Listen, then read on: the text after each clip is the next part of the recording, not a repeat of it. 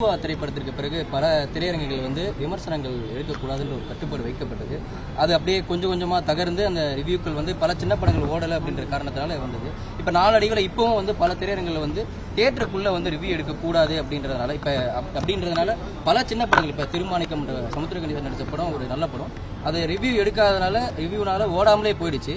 So இப்போ வந்து review இல்லை, ரெண்டு வகையாக இருக்கு. நான் சொல்ற ஒரு விஷயம் என்னன்னா, நீங்க வரக்கூடாது அப்படின்னு திரையரங்கத்தில் யாருமே நிப்பாட்ட முடியாது. அவன் ஒரு மிகப்பெரிய விண்ணப்பம் இது. என் தம்பி மாதிரி கமலா தியேட்டர் உரிமையாளரோட பையன். நான் விண்ணப்பம் வந்து இவர் வச்சே நான் சொல்றேன். நிறைய திரையரங்கத்தில் வந்து முதல்ல ஆட்டோ உள்ள அனுமதி இல்லை. முன்னாடி வந்து ஆட்டோ டிரைவர்ஸ் தான் வந்து வேர்ட் ஆஃப் மவுத். இப்போ ஸ்டேஷன்ல ரயில்வே ஸ்டேஷன் இறங்கி என்ன படம் நல்லா இருக்குன்னு ஆட்டோ டிரைவர் கிட்ட தான் கேட்டு போய் தேவி தியேட்டர், அண்ணா தியேட்டர், பைலட் தியேட்டர்ல போய் படம் பார்த்துட்டு தான் அவங்க அந்த நேரம் ஒதுக்கிட்டு நேரத்தை பாக்குறாங்க. இப்போ அந்த கல்ச்சர் இல்ல. அந்த வகையில நிறைய விதத்துல வந்து நீங்க ரிக்வெஸ்ட் வச்சதுல இருந்து ஆட்டோ டிரைவர்ஸ் இப்போ கமலால் அலோவ் பண்ணிருக்கோம். சோ எவ்ரி ஷோ ஆட்டோ நிறைய வருது. முக்கியமா நைட் ஷோல எல்லாம் 10 ஆட்டோ வருது. நிறைய விஷயம் நீங்க வச்ச ரிக்வெஸ்ட் நல்ல விஷயம் நம்ம அலோவ் பண்ணிட்டு இருக்கோம். தேங்க்யூமா, நல்ல விஷயம். அதான் இப்போ ரிவ்யூவர்ஸ் பொறுத்த வரைக்கும் நான் கேட்கறது என்னன்னா, நீங்க உள்ள வந்து படம் பார்த்துட்டு நீங்க உங்க ரிவ்யூ சொல்லுங்க. அது நீங்க எல்லாரோட ரிவ்யூ கேட்கலாம், அது தவிர்க்கவே முடியாது. அது உங்களோட வேலை. நாங்க எப்படி நடிக்கிறோமோ நீங்க எங்களோட நடிப்பு, எங்களோட அமைப்பு எப்படி இருக்குன்றது நீங்க விமர்சிக்கிறது தவறே கிடையாது.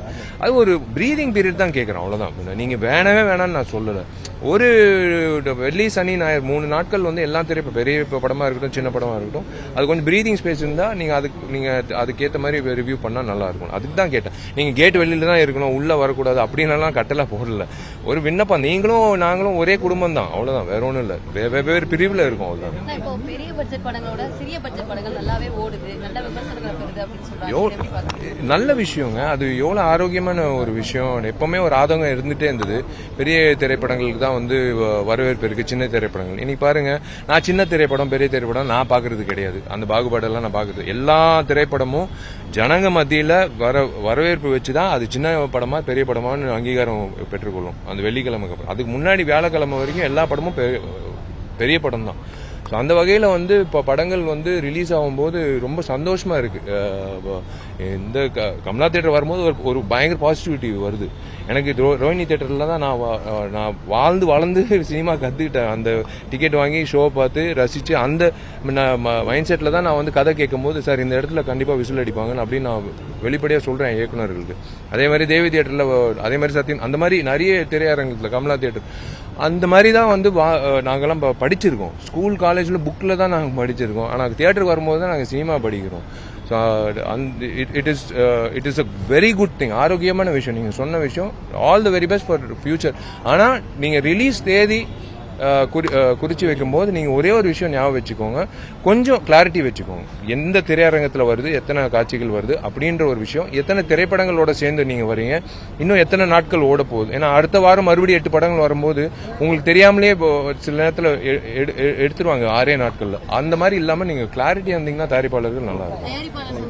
மோசமா இருக்கு அப்படின்னு சொன்னாங்க ஒரு தரப்புல உள்ளவங்க, பிரஸ் மீட்டே வச்சாங்க.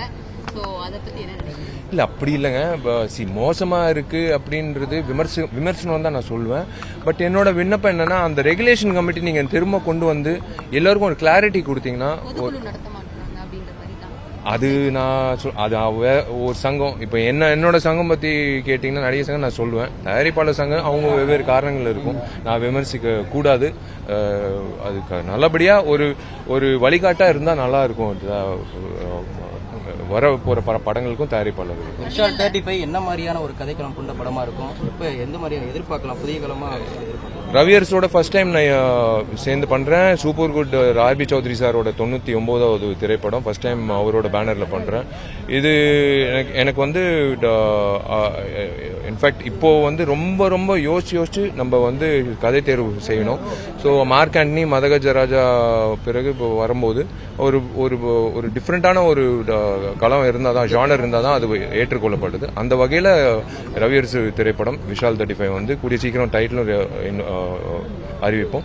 டெஃபினட்டா ஒரு டிஃப்ரெண்டான ஒரு ஜானர்ல இருக்கும்னு நான் நம்புறேன். செய்திகளை உடனுக்குடனும் துல்லியமாகவும் தெரிந்து கொள்ள சப்ஸ்கிரைப் பண்ணுங்க.